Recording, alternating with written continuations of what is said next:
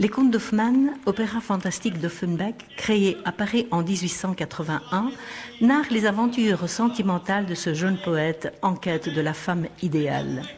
Opéra-spectacle en plein air au Palais des Princes-Évêques à Liège, et c'est la comédienne Julie Depardieu, passionnée d'opéra, qui signe ici sa première mise en scène aux côtés de Stéphane Drouet. Dans un casting presque entièrement belge, un spectacle coloré, vivant et ludique. Il fallait voir flotter les deux tas de son frac, les tempo de son frac, comme des herbes dans un lac, et le haut sur votre faisait flic-flac. Axel Everhardt, vous faites partie de l'équipe Les Contes d'Hoffmann, ici présentée au Palais des Princes-Évêques. Quel est votre rôle ? Alors, c'est une demande difficile parce que j'en ai 5 et finalement j'en ai 6. Donc mon rôle principal, c'est Spallanzani, c'est le scientifique qui crée des automates, entre autres ce très bel exemplaire qui s'appelle Olympia, c'est mon automate préféré, ma fille. Et ça, c'est le premier rôle que je fais. Et puis à côté, je fais les 4 valets, dont Franz, qui est le valet de la maison d'Antonia, qui est un valet tout à fait comique. Et puis les autres sont des rôles plus petits. Et en plus, je racle un peu ce qui reste. Il fallait une petite phrase là parce qu'il y avait un ténor qui manquait. Et comme ça, je fais finalement 6 rôles avec 6 costumes et 5 perruques. Très polyvalent donc. On n'a pas le choix. Et vous, Ana Pardo Canedo, vous êtes espagnole et vous jouez quel rôle dans cette présentation ? Je suis bolivienne. Bolivienne, pardon, mais vous parlez espagnol. Oui, je parle l'espagnol et je suis Olympia en le conte d'Hoffmann. Oui. Olympia, c'est le daughter, la fille de Spallanzani. Voilà. Mais qui est donc un automate. C'est pas une vraie personne. C'est pas une vraie personne, c'est une...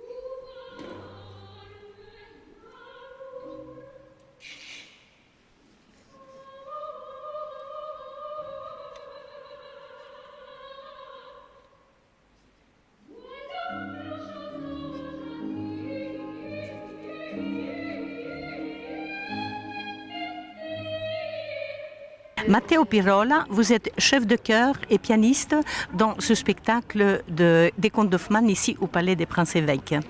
È la prima volta che viene qui a Liège per presentare uno spettacolo così. Est-ce que c'est la première fois que vous venez à Liège pour un tel spectacle? No, è la seconda volta, ero già qui l'anno scorso per il Romeo e Giulietta in veste di pianista e quest'anno sono stato invitato anche come direttore di coro. Donc vous étiez ici l'année dernière pour le spectacle Roméo et Juliette et ici vous êtes ici en tant que pianiste et chef de chœur. Comment vous percevez un spectacle en plein air ici dans un palais qui est réputé pour son ancienneté? Cerco le mie parole in italiano. È più facile presentare uno spettacolo così in aria oppure in un luogo chiuso? Beh, chiaramente in un luogo aperto ci sono dei problemi di acustica che un luogo chiuso come un teatro non ha, ma la soluzione che hanno trovato qui è ottimale, è ottima e infatti non sarà perfetto, abbiamo dei microfoni quindi sarà perfetto. Donc c'est beaucoup plus facile, vous dites, lorsque c'est un théâtre fermé, mais ici en plein air, l'acoustique est très bonne puisque le palais est fermé et les conditions sont optimales.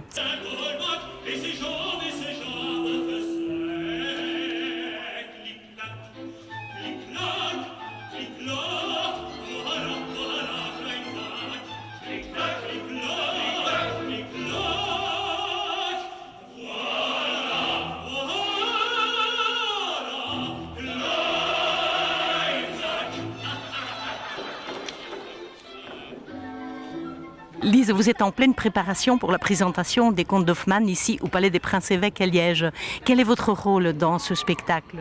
Je joue le rôle de Giulietta. Giulietta, c'est une courtisane et elle invite les gens. À ce moment-là, dans l'opéra, elle fait une fête et elle a invité tous les gens. Et tout d'un coup aussi, Hoffmann rentre dans la fête de Giulietta. Et le poète Hoffmann est amoureux de Giulietta. Pas tout de suite.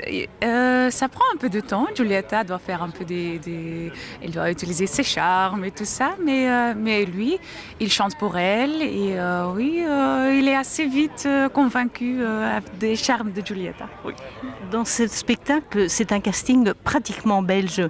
Comment ça a été cette préparation avec le metteur en scène qui est d'abord Julie Depardieu et son co-metteur en scène qui est Stéphane Drouet.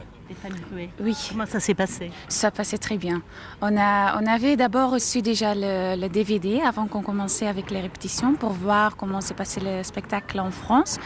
Mais ça, c'était que la base. En fait, ils ont vu ce qui nous sommes, notre caractère et personnage, et après ils ont dit ok, avec toi on va faire ça, avec toi on va faire ça. Les répétitions ça se sont passées en plein une bonne atmosphère et on a parlé en français, en italien, C'est très cosmopolite. Oui, voilà, même espagnol et tout ça, mais il faut dans ce travail, dans ce métier d'opéra, c'est tout culturel, multiculturel et c'est